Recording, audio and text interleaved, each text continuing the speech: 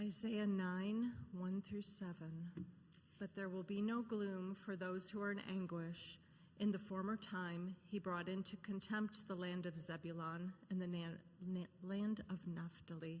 But in the latter time, he will make glorious the way of the sea, the land beyond the Jordan, Galilee of the nations. The people who walked in darkness have seen a great light. Those who lived in a land of deep darkness, on them light has shined. You have multiplied the nation. You have increased its joy. They rejoice before you as with joy at the harvest, as people exult when dividing plunder. For the yoke of their burden and the bar across their shoulders, the rod of the oppressor, you have broken, as on the day of Midian.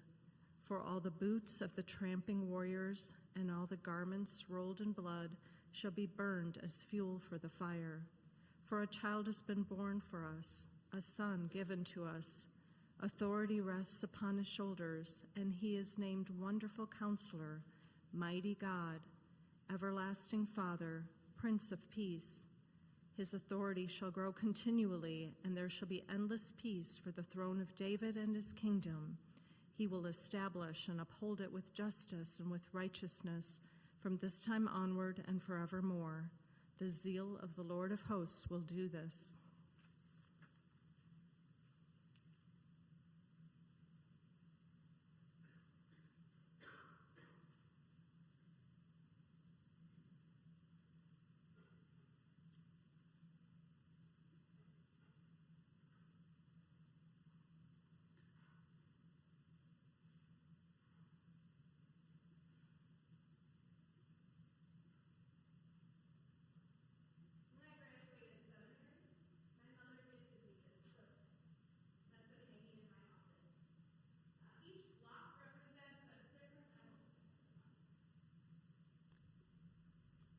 For those beyond these doors, that my mother gifted me this quilt for my seminary graduation, and each block tells a different story of the Bible.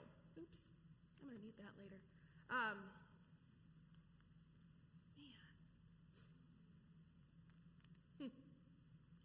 Hi, Mom. This one are the rivers, the 4 rivers of creation, and this one is the tears of Job. Down there we have doves from Noah, but I think they could be doves from lots of different things. And I believe those are the walls of Jericho. It was a lovely little gift. Quilts, as we know, or you may know, often tell stories. I'm going to tell you this story that I received. Now I want you to imagine a quilt that has been in a family for 3 generations, known affectionately as Grandma's church. Some would call it Mima, or church quilt. Some might call it Mima's quilt, but we're just going to call it Grandma's quilt.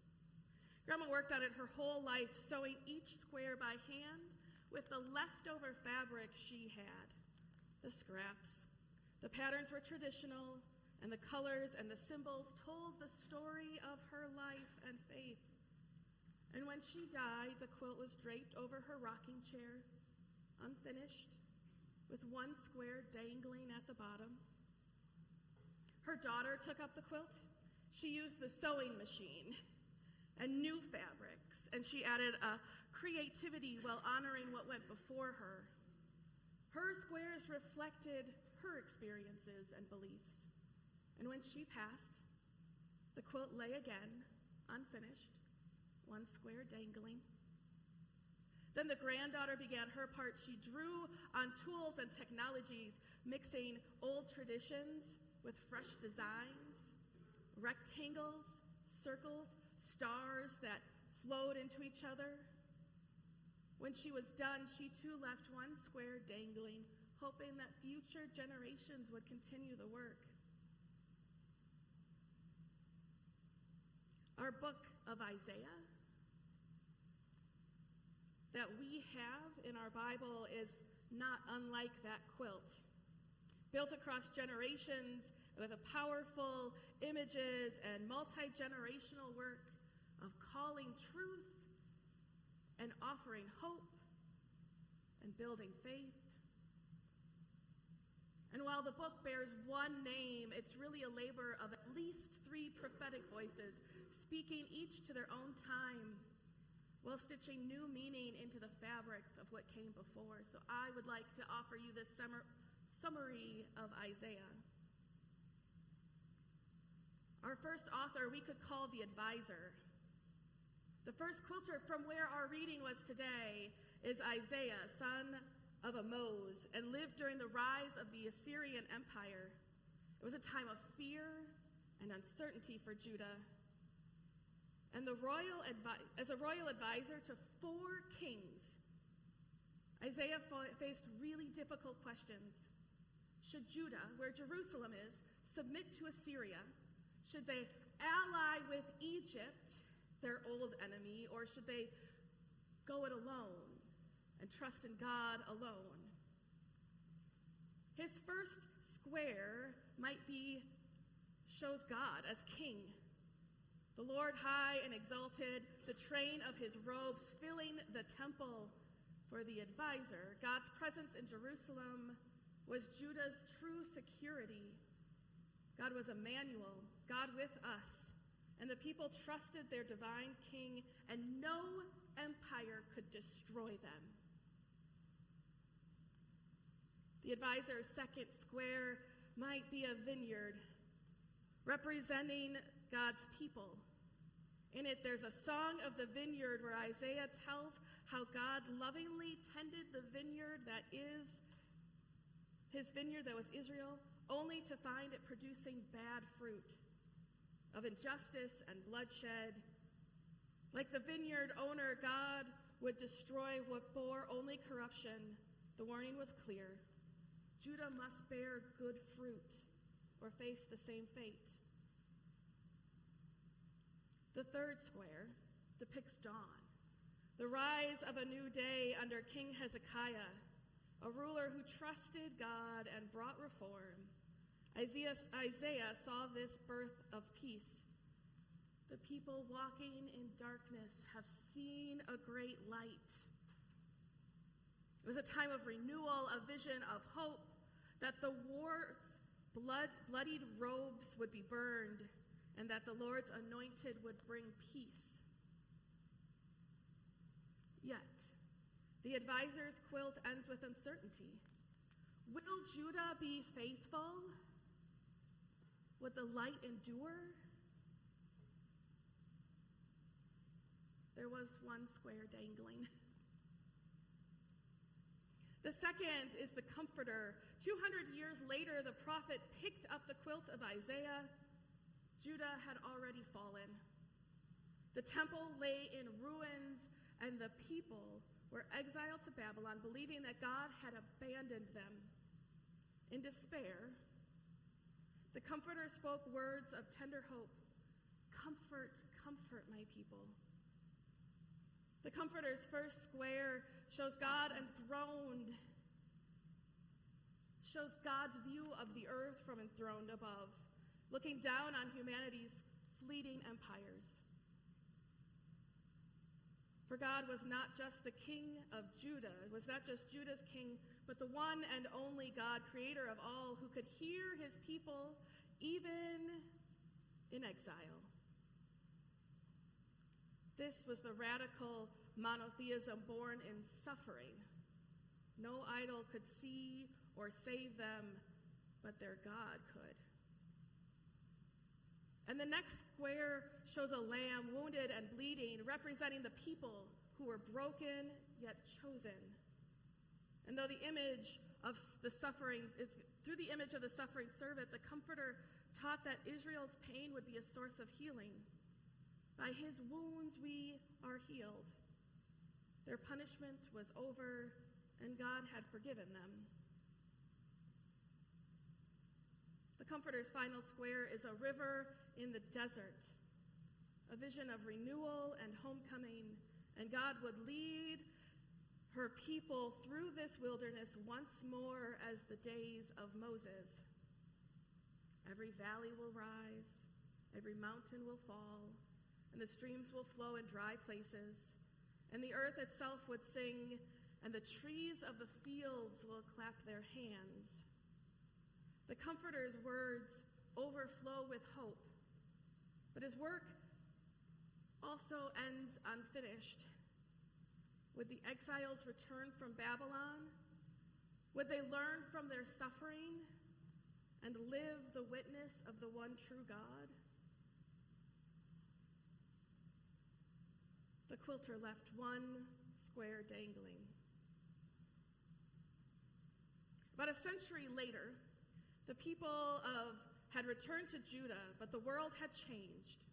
They were just a little small province in the Persian Empire with no king, no glory, just ordinary lives. Into the spiritual exhaustion comes the anointed, the prophet priest urging them to rebuild their faith and to rebuild their city.